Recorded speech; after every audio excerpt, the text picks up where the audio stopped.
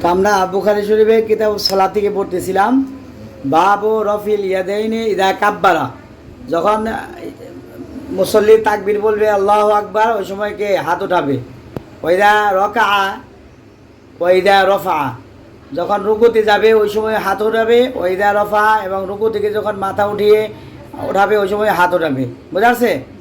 তো এটা মূলত হাদিসটা করাবি। কলা হাদিসনা মুহাম্মদ ইবনে মুকাতিলিন কলা আখবারানা আব্দুল্লাহ ইবনে মুবারাকি কলা আখবারানা ইউনুসু আনি জুহরি কলা আখবারানি সালিম ইবনে আব্দুল্লাহি আন আব্দুল্লাহ ইবনে ওমর কলা রাআইতু রাসূলুল্লাহ সাল্লাল্লাহু আলাইহি ওয়াসাল্লাম ইযা কামা ফিস সালাতি রাফা ইয়াদাইহি হাত্তা তাকুনা হাসবা মানকাবাইহি। হযরত আব্দুল্লাহ ইবনে ওমর রাদিয়াল্লাহু আনহু বর্ণিত, রাসূল সাল্লাল্লাহু আলাইহি ওয়াসাল্লামকে যখন আমরা নামাজে দেখছি যে হাত তার কাঁধ পর্যন্ত উঠাইছেন। ওকানা ইয়াফআলু যালিকা হিনা ইউকাব্বিরু লিরুকুই, এবং এই কাজটা তিনি হাত উঠাইছেন যখন রুকু তাকবীর বলে রুকুতে গেছেন ওই সময় হাত উঠাইছেন।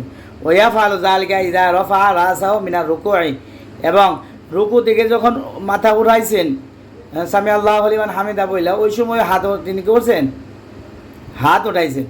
ওয়ায়াকুলু সামি আল্লাহু লিমান হামিদা ওয়ালা ইয়াফআলু যালিকা ফিস সুজুদ, থেকে সেজদা যাওয়ার সময় হাত উঠায় নাই। তাহলে এই আব্দুল্লাহ ইবনে ওমর রাদিয়াল্লাহু আনহু এই হাদিস দ্বারা বোঝা যায় 3 বার হাত উঠাইছে। কয়বার? নামাজের শুরুতে তাকবীরে তাহরিমার সময় আল্লাহু আকবার, 2 নম্বর হইল রুকুতে যাওয়ার সময়, 3 নম্বর রুকু থেকে ওঠার সময়। তো আমাদের এই মাযহাব এই জহিরি হাদিস উপরে ফতোয়া দিয়েছেন অবি কলা কলু শাফি ও আহমদ ও রিওয়ায়াতুন মালিক। ইমাম শাফি রহমতুল্লাহ এবং আহমদ ইবনে হাম্বল রহমতুল্লাহ এবং মালিক রহমতুল্লাহ একটা রেওয়ায়ত হলো যে 3 জায়গায় হাত উঠাবে। ঠিক আছে? কিন্তু হানাফি আবু হানিফা রহমতুল্লাহ আবি হানিফা আসহাবি লা ইয়ারফাউ ইয়াদাই ইল্লা বিতাকবিরাতিল উলা, তাকবীরে উলা ছাড়া আর কোনো সময় হাত উঠাবে না। এটা হলো আফজাল মাফজুলের মাসলা, যে হাত উঠাইলে নামাজ হবে না এরকম না। হানাফি মাযহাবেও এটা উত্তম কি অনুত্তম এটা নিয়ে মানে ইখতিলাফ। আবু হানিফা রহমতুল্লাহ বলছেন যে তাকবীর তাহরিমার সময় শুধু হাত উঠাবে, অন্য সময় হাত উঠাবে না। আর ইমাম শাফি রহমতুল্লাহ বলছে উত্তম হবে যে 3 বার হাত ওঠা। বুঝা আছে? তো এই ব্যাপারে হানাফিরা এই হাদিসের জবাবে বলে যে এটা মাহমুল আলা আন্নাহু কানাফি ইবতিদাইল ইসলাম, এটা ইবতিদাই ইসলামে ছিল, ইসলামের শুরু যুগে এরকম ছিল, সুম্মা নুসিখা, পরে এটাকে মনসুখ করা হয়েছে। কারণ ইসলামের শুরু যুগে কথা বলাও যায় ছিল। যেরকম একটা হাদিস আছে, উমর রাদিয়াল্লাহু আনহু এসে বলতেছে, সালাম দিছে এবং বলছে কয় রাকাত হয়েছে বলো, তো কোনো জবাব দেয় না। পরে সাহাবী বলছে, সালাম ফেরানোর পরে রাসূল সাল্লাল্লাহু আলাইহি ওয়াসাল্লাম বিচার দিছে যে আমি ওকে সালাম দিলাম, নামাজ কয় রাকাত হয়েছে জিজ্ঞেস করলাম কিন্তু জবাব দিল না।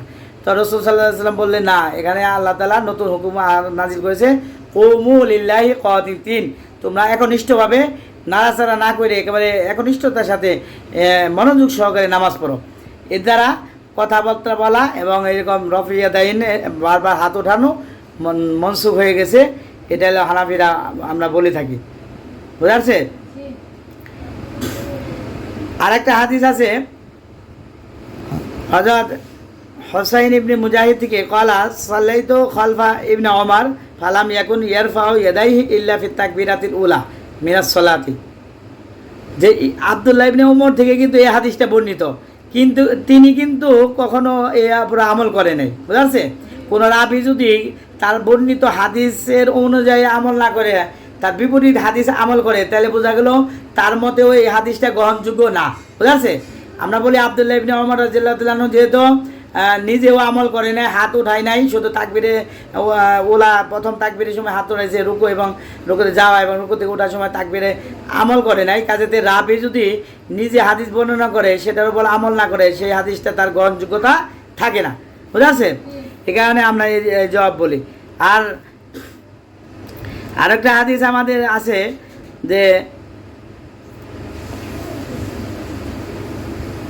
খুশু খুজুর যে হাদিসটা, সে হাদিসটা হলো কুমুলিল্লাহি কানিতিন, যে আল্লাহ তাআলা বলছেন তোমরা কি করো, সবসময় একনিষ্ঠতার সাথে আমল করো। আরেকটা হাদিস আছে, ক্বালা রাআইতু ওমর ইবনুল খাত্তাব রাদিয়াল্লাহু আনহু ইয়াদাইহি ফি আউয়ালি তাকবীরাতি সুম্মা লা ইয়াউদু। এখানে হযরতে আসওয়াদ রাদিয়াল্লাহু আনহু থেকে বর্ণিত, তিনি বলেন আমি উমর রাদিয়াল্লাহু আনহুকে নামাজ পড়তে দেখেছি, তিনি শুধু তাকবীরে ওয়ালা প্রথম তাকবীরের সময় আল্লাহু আকবার বলে হাত উঠাই দেন, এছাড়া আর কখনো হাত উঠাইতে না। এর দ্বারা বোঝা গেল আবু হানিফা রহমতুল্লাহ মাযহাবটা মজবুত, হাত উঠাইতে হবে শুধু তাকবীরে ওলার সময়। আর এই যে সমস্ত হাদিসে বর্ণিত আছে এই হাদিসগুলো মাহমুল হবে ইসলামের শুরু জমানা।